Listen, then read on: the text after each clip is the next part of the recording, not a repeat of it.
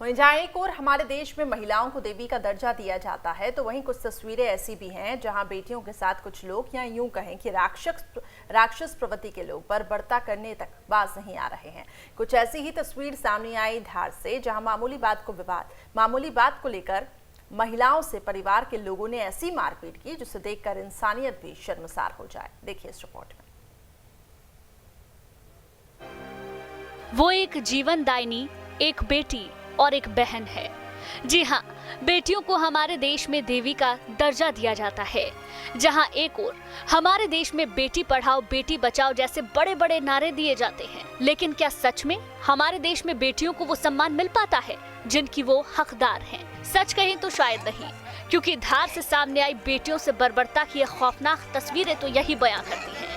ममेरे भाइयों से बात करने की ऐसी तालिबानी सजा देखकर किसी का भी दिल दहल जाए, और सजा देने वाले भी अपने ही चचेरे भाई।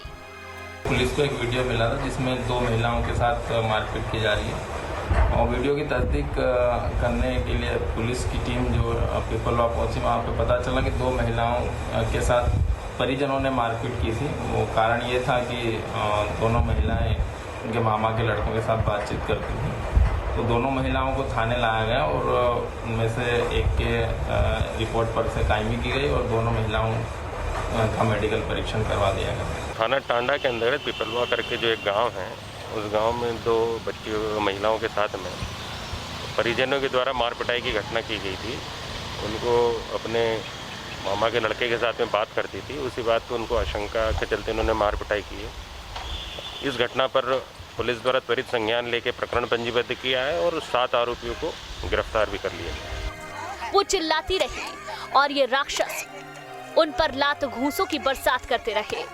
इंसानियत को शर्मसार करने वाली ये तस्वीरें धार जिले के टांडा थाने के ग्राम पिपलवा की हैं, जहां इन युवतियों का आरोप केवल इतना था कि उन्होंने फोन पर अपने ममेरे भाइयों से बात की थी, और उनका ये बात करना चचेरे भाइयों को इतना बुरा लगा कि उन्होंने युवतियों के साथ बर्बरता की सारी हदें पार कर दी।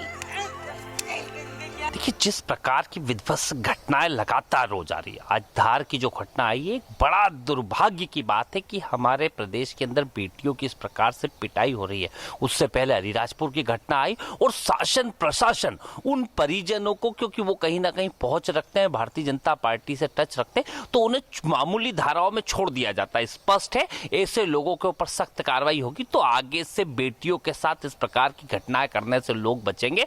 स्पष्ट रूप से शासन प्रशासन ऐसे गुंडों को संरक्षण करना बंद करे और मध्य प्रदेश की बेटियों की रक्षा करने का काम। ये कोई भी घटना यदि महिलाओं के खिलाफ है, बहुत दुर्भाग्यपूर्ण है। जांच कर उचित कार्रवाई के निर्देश दिए गए हैं। कठोरतम कार्रवाई की जाएगी और बख्शा नहीं जाएगा।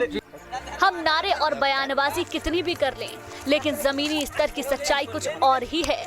बेटियां आज जहां पुरुषों से कंधे से कंधा मिलाकर चल रही हैं, फिर चाहे बात हो आसमान की ऊंचाइयों पर हवाई जहाज उड़ाने की या फिर सेना में भर्ती होकर देश का गौरव बढ़ाने की, बेटी आज कहीं भी पुरुषों से पीछे नहीं है। लेकिन ऐसी घटनाएं बेटियों को भी सोचने पर मजबूर करती हैं कि क्या वे हमारे समाज में सुरक्षित हैं। Team news state.